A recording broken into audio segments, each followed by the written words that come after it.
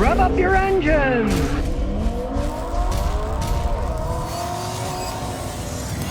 Well, isn't it interesting? One, Volvo says they're going to give away $2 million worth of cars if its team scores a safety in the Super Bowl. So you know what I say? Let's say one team is massacring the other team. The team that's winning, I think their quarterback should run into the end zone, knee, and do a safety so that people are going to win $2 million worth of Volvos. Now, of course, this is a advertising play because if they score a safety, right, and Volvo's the big car on safety. They made a bunch of safety innovations in the past, and they gave a lot of the technology out free because they wanted people to be safe. You enter this contest on a website, VolvoSafetySunday.com, where you can join in and see if a safety's scored. You get to win a Volvo. Now, the entries are open from now until the Super Bowl's kickoff on February 7th. So if a safety scored, $2 million worth of winning entries are selected randomly. It's not as bad as you might think because there have been 9 safeties scored during Super Bowl games. That is one safety every 5.89 games.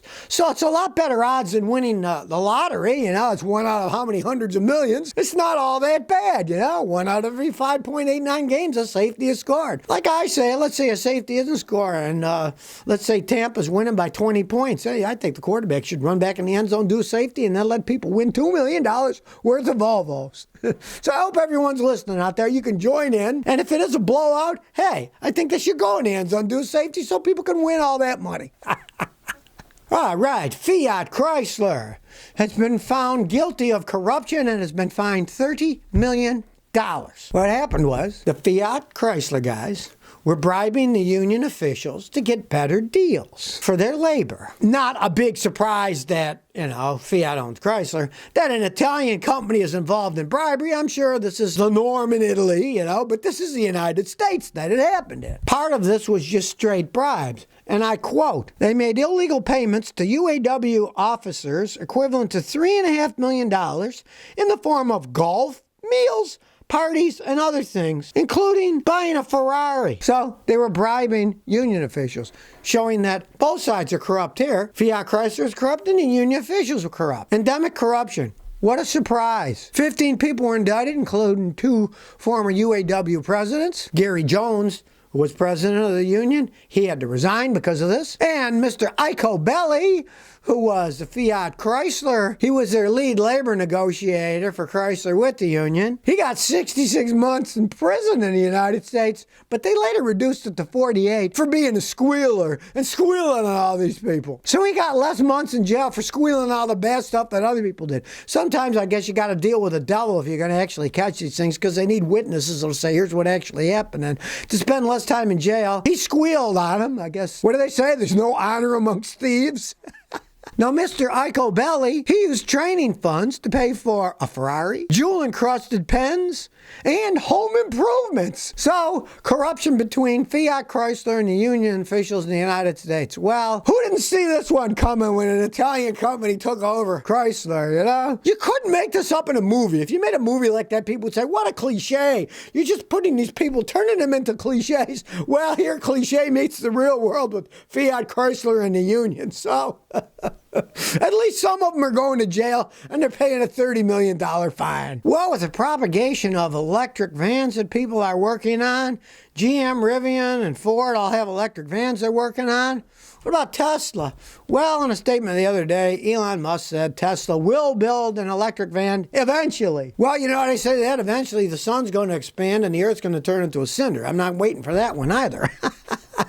He's obviously way behind these guys. Amazon, Ford, they put a bunch of money into Rivian, and they're going to be making a bunch of Amazon's electric delivery vans. I believe it was something like, 100,000 or 150,000 they're going to build for them. So they're going to have actual ones going. Where Tesla, hey, they're more of the cars, the bigger they get, the different problems you're going to have. And, of course, he's tied into a certain battery technology, and these guys can pop in newer stuff. They're starting up from scratch, so who knows what's actually going to come out of it. But Ford's got that innovative 2022 E-Transit commercial van that they're coming out with. So it looks like he's not going to be at the forefront of the van world in electric electric vans. Other people are going to beat them to the punchline on that one. They're already using bunches of them in Europe. I say, let the Europeans test a bunch of them out, get the bugs out, and they can bring them over here, and let the businesses get the bugs out of them.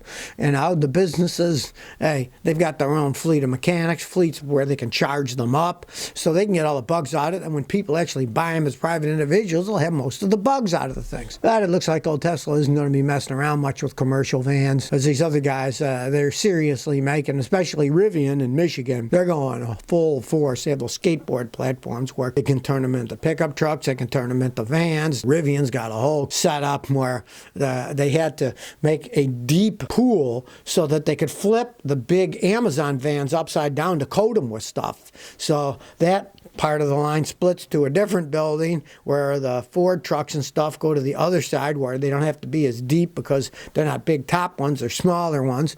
But Ford's going to be making transit vans there too, so they got a setup going pretty good. It might not be a bad idea for old Elon to hold back and not mess with that, because they probably would eat him alive when a company as big as Ford invests and Amazon invests $1 billion in Rivian. They're serious and they're actually doing it. They're not just talking about it. Hiram Pierce says, my 2008 Crown Victoria won't idle, sputters after I changed the battery. It'd run a few seconds, and I could keep it running by revving the gas, but now when I start it, it dies. I even changed the throttle body. Sometimes when you change a battery, take it out and put it in, you can actually short stuff out. Just the fact of putting one terminal, then the other, a little spark and it shorts things out. So it might have done some damage to the computer system. But what the heck? Take it to a mechanic like me, let him hook up a scan tool, and let him see if he can relearn the idle. A lot of times, you can reset the idle system by using a real high dealer level computer like the stuff that I have. I just push a button that says relearn idle, yes, yes. I put yes, and it does all the crap itself, and then it idles perfectly fine. So find a guy like me to do that and pray that when you change the battery, it didn't make some kind of spark that ended up shorting out the main power control module, which ultimately sets the idle speed, in which case you'd have to replace the computer and reprogram that.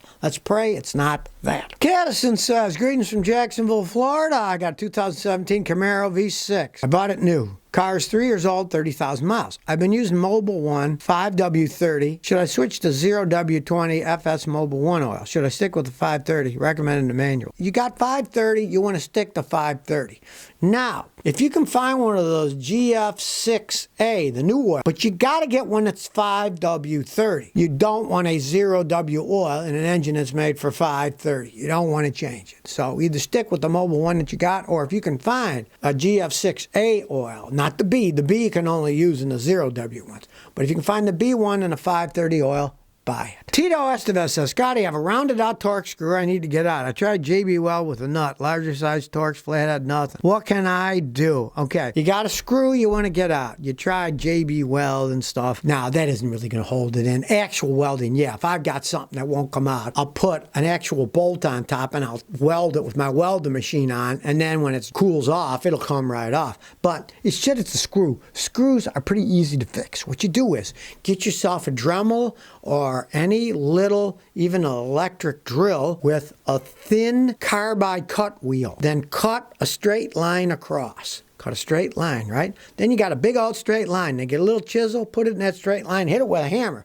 and it should loosen it up. And eventually it will, and you can just take the thing out. There's nothing better than brute hammer power and chisel once you cut the little groove that you can get nice grip on to get it off. Shigal says, Scotty, I'm planning to get a used 7-seater SUV 2016 to 17 in British Columbia. Need your suggestion which one I should go for. Okay, they're all going to be expensive if you want a good one. There's no arguing that. The Toyota Sequoias, horrible gas mileage, but they can run forever. Now, the Highlanders also have one you can get 7 people in, but it's a little bit crowded. If I were you, I would go look at all the Toyotas, Hondas, Acuras, Lexuses, whatever you can find, and see what you feel comfortable with inside. A lot of the ones that have the extra seats, the back seats are real tiny and not comfortable. Sequoia, of course, has tons of room, but they're very big and they're very expensive. You didn't say what your price range was. You know, you're going to get your best bang for your buck with the Japanese. Now, you could go American if you want, or I should say Canadian. A bunch of them are made in Canada, too, the American, North American vehicles. But they will not hold up nearly as long. I got a friend in Seattle who owns a place in British Columbia, up in the mountains in Whistler. And he's got a big old GM, but he says, Scotty, why do Americans make such crappy cars? I had to get this big one. I got the GM, but it's always breaking. I said, well, that's just how it is. I said, you should have bought a Toyota. He said, but it costs a lot more. I said, what do you care? You're a millionaire. You got lots of money. So if you never want to miss another one of my new car repair videos, remember to ring that bell.